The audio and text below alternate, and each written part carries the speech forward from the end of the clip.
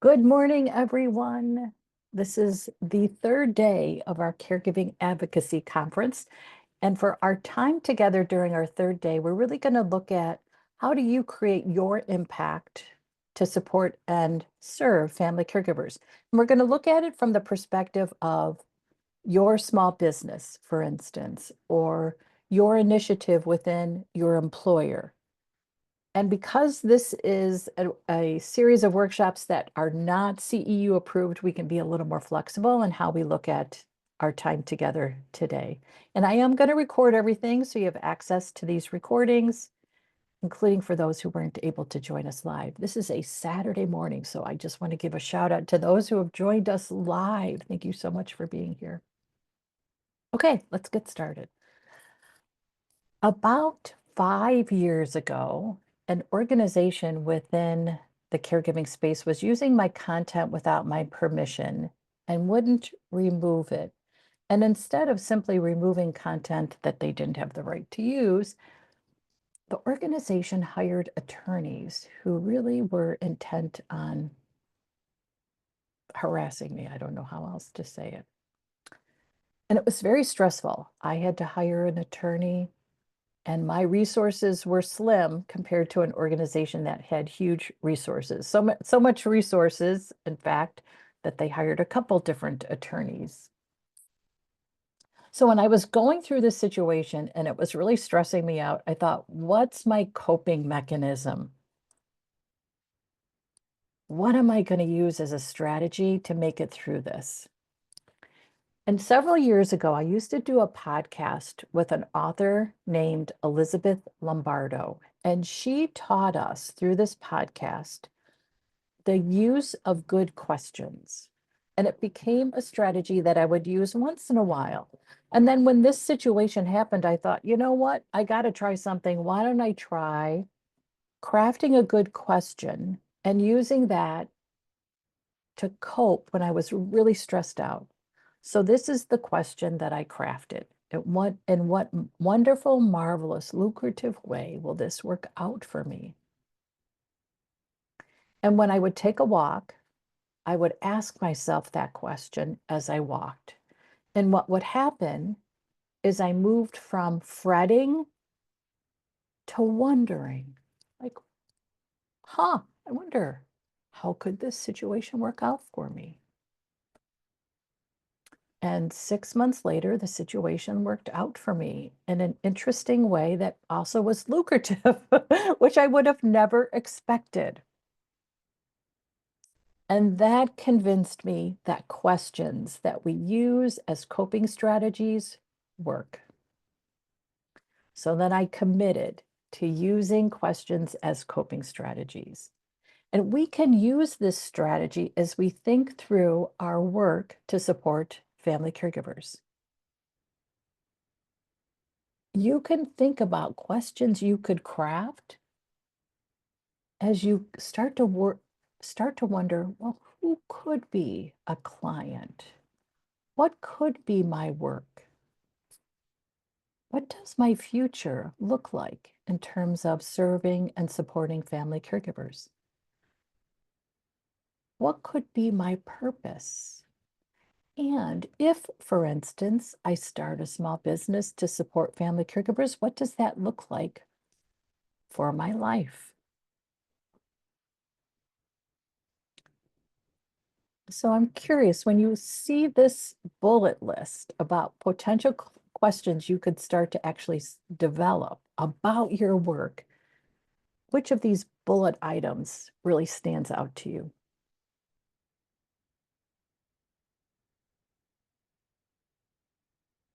And you're welcome to share in the chat room.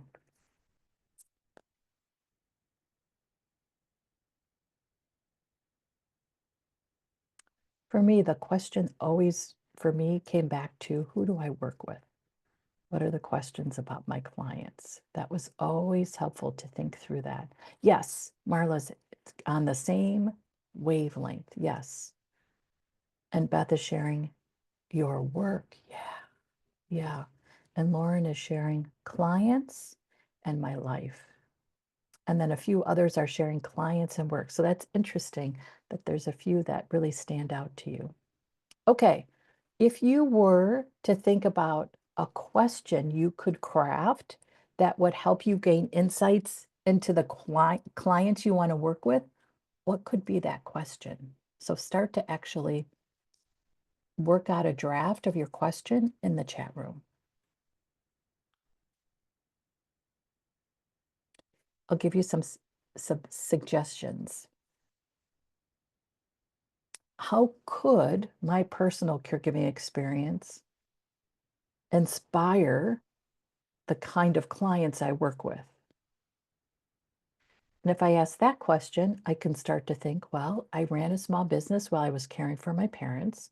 So what if I support family caregivers who also have a small business while they're caring for family members? And then I'm clear about who my client is.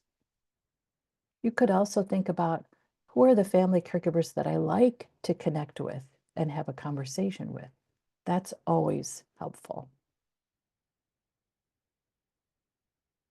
Okay, what questions are you guys crafting? Yeah, what can be my work focus, specialty, niche? And we're going to do something, work around niches too today. Yeah, I love this idea of what's possible for me as I think about my work with family caregivers. What's possible? It just opens up our framework, our perspective around, what could I do that could really make a difference for family caregivers? Okay. So as you're thinking through what the questions could be inspired by your own experience, what you hear others talk about during their own experience, your own skills and talents, which can then create a unique solution. Oh, and Marla's got a great question. How can I reach caregivers on a large scale, actually through lectures? I love that question. So Kathy, who's one of our CCCs, is with us today, and what she really focused on is grief. And it wasn't grief after caregiving ends, it was grief throughout caregiving. And then she added an additional training to become a grief movement specialist. If I'm getting that wrong, Kathy, please tell me in the chat room. And what she does now is she helps anyone going through loss manage and cope through simple movements, which are really powerful.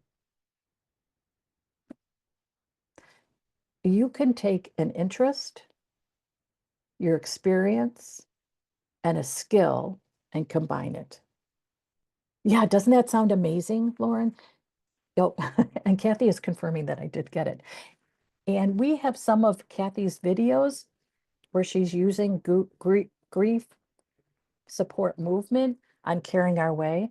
And we're creating a pilot program to help family caregivers create a routine around stress. And one of those strategies is grief movement. And Kathy will have some videos that are specific to a theme around the theme of stress. It's not just all stress. There are certain types of situations that create stress. And then when you join that pilot program, you get to pick what you want to use to create your routine. It could be anything, plus your own strategies that you already work. And then you let us know how often you're doing the routine, and then what's the difference for you because you're doing the routine. You could even ask the question, what's the pilot program I launch to gain insights about what family caregivers need? If you were with us on Friday, we talked about our dementia care family support pilot program. You could use that as inspiration to think through, what's my pilot program? And then I think what's a great question is, what challenged you during caregiving? Was it time management? Oh, was it juggling caregiving responsibilities with a career? Was it caring for multiple individuals at the same time? That's a really unique niche. Ken, for instance, you have some really interesting opportunities, and I hate to use that word opportunity because like what has happened is so challenging. You've really gained insights into what it's like to care for children as you're caring for a spouse. Like, wow. Wow. And then you can get specific, for instance, in terms of gender. So it could be supporting men in a situation where they're caring for a spouse and children at the same time, adult children at the same time. So Beth has a question that she's sharing in the chat room. How do I communicate with expectant patients and care partners as they become more aware of their situation? What a great question. And you've added in one of our stages, which is the expectant caregiver stage. These are all such great questions. And when you feel stuck, like, man, I don't know what to do next, you can just think, what's a question I could ask about what could I do next? Even that question, what could I do next, will prompt you to take action. Hey, hey, Hi, Beth. hey. I got a chat messages today. Okay, thank you. I'll check. I'll check the chat room. Thank you, Beth. Thanks for being here today. What challenges do others share with you? It's really about connecting with your community, your tribe, so to speak. And what were your own solutions that you developed for yourself that you think, wow, it helped me, it can help others? For instance, you could just even use the example I'm using today to inspire this workshop, which is asking good questions. I turned that into a weekly post on Caring Our Way, which is called the Sunday Question. I've turned it into books, journals, and I've turned it into workshops. So what's a solution that you created for yourself during caregiving that worked, that now becomes the foundation for solutions you offer others? And then how do you use that one solution to create versions of that solution? Oh, it's so awesome when you have versions of that solution, your book, your podcast, your workshop.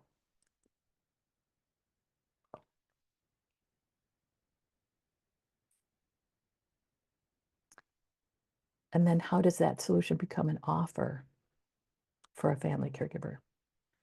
Listen to my podcast where I help you craft good questions about your caregiving situation so you find solutions that work for you.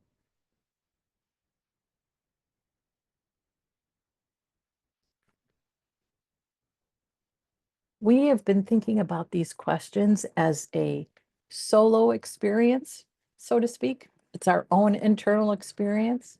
What I'd love for you to do is now think about bringing it out into the world. What's a poll or a survey you could develop based on that one question? I talked about our stress survey yesterday. It's a 3-question survey. The third question is your zip code. So we'll just call it a 2-question survey. The first question is, what's your stress level? From 1 to 5, 5 being most stressed. The second question is multiple choice. What's the source of your stress? And family caregivers can pick as many as they'd like from the multiple choice options. That 2-question survey has become content for me in many different ways. So if you create a survey, it could be just 2 questions. And the 2 questions come from the question that is burning in your head that you want to know about what family caregivers need. So what's a good question you can think of to ask family caregivers? Go ahead and share in the chat room.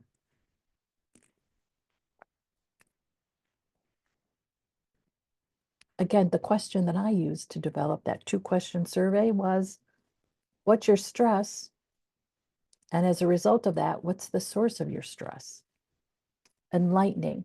And I also think I mentioned this, but it's always helpful to remember if you do something like that, create a really simple survey, make sure you have open-ended answers because you're going to gain so much insight from the comments that family caregivers share.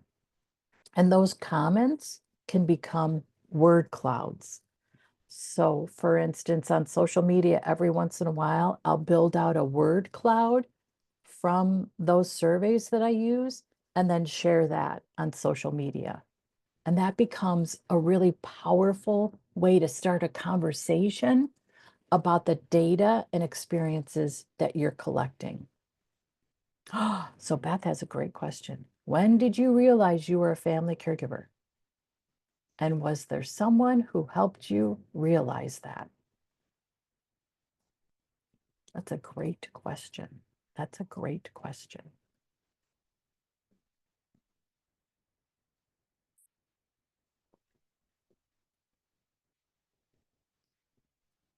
I have found power in habits. So, for instance, I challenge myself to keep asking good questions by posting a question every Sunday. I remind myself when I feel stuck, what's a question I could ask that will put me into action so I'm no longer stuck? So here are some ideas of questions you can start to use on a regular basis. How can I weed my relationship garden today? Now, you might think, what does that have to do with caregiving? It actually has to do with our productivity while we're launching or starting something. It's about minimizing drama. One of the ways we can minimize drama so we are more productive is to weed our relationship garden. When you start something new, like a small business to support family caregivers, you might have doubters in your life who will say, I don't think you know enough. I don't think that'll work. I don't think people will buy what you're selling. Lots of doubters out in the world. So that might be an opportunity to weed your relationship garden so you minimize the doubters and maximize the supporters. Oh, great question, Lauren. How is caregiving impacting your work? You could have multiple choice options. They can pick as many options as they want. And then you have insights into what are the I huge got challenges. chat message today. Okay, thanks, Beth. And I love that you do morning yoga. That's awesome. I'm in Chicago. You can also ask questions like, what's my truth today? Wow. Think about the answer to that. My truth today is I feel inspired. My truth today is I feel nervous. And then with that answer, we then move into, well, if I'm feeling nervous today, what can I do to help with my nerves? Who can I thank today? If you feel overwhelmed about what you're trying to create, a good thing you can do is write a thank you note or email. So the overwhelm gets you stuck. The who can I thank today moves you out into action, and sending out a thank you is a great way to stay productive. What will be useful for me today? Here's a great question. Who will bless me today? What happens when we ask these good questions is our mind starts to look for the answer. So the answer to who will bless me today starts creating itself when you ask the question, because then our mind is going to look for someone who's going to bless us today. What will I quit today? Oh, this is a great question because you might be doing something that you think this isn't helpful for me. And it could even just be doubting yourself. And you might say, you know what? I'm going to doubt myself for 5 minutes and then I'm going to quit. I'm going to move on. How will I bring quality to my day? What's possible for me today? This is a great question. What's possible? We do have limiting beliefs. All of us have thoughts that really do limit our possibilities. So instead of believing what can limit us, let's challenge ourselves to think about what's possible. Which solution will find me today? Oh, I love that one too. And here's a good one. How will the friendly world help me today? Okay, I think those are yeah. So of those that I just shared, which one did you like and that you like so much you'll start using? And what's another version of a question that you'll start asking yourself? So what do you think? Which questions resonated with you?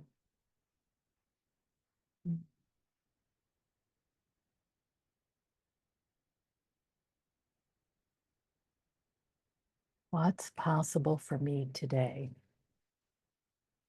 Yeah. And what a great way to start the day, right? Asking that question, what's possible for me today?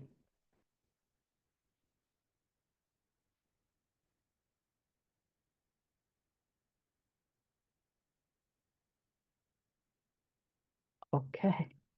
I love that, Beth. Beth is going to actually print them out on a page and put them at the front of her organization's binder. So Beth has already started a small business to work with family caregivers. It's called, and she has a binder that keeps all her navigating healthcare information in there. She can put it right on the top of the binder.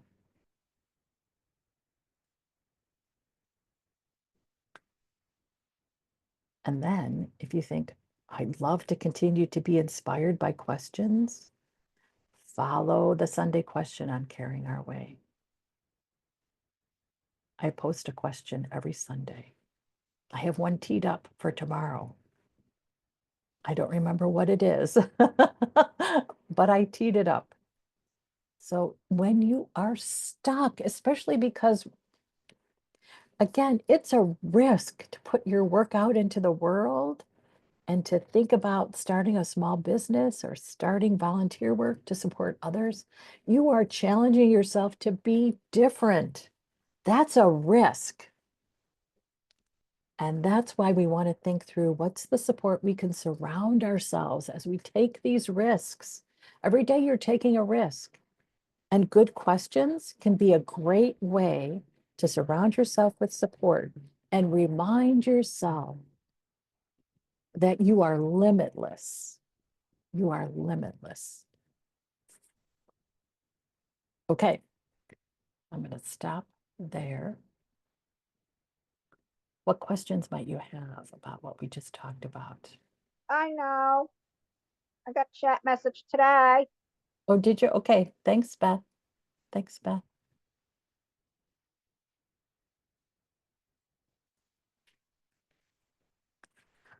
Ah, I think this was a good way to start the morning. Okay, I'm going to stop this recording and we're going to move on to the next session.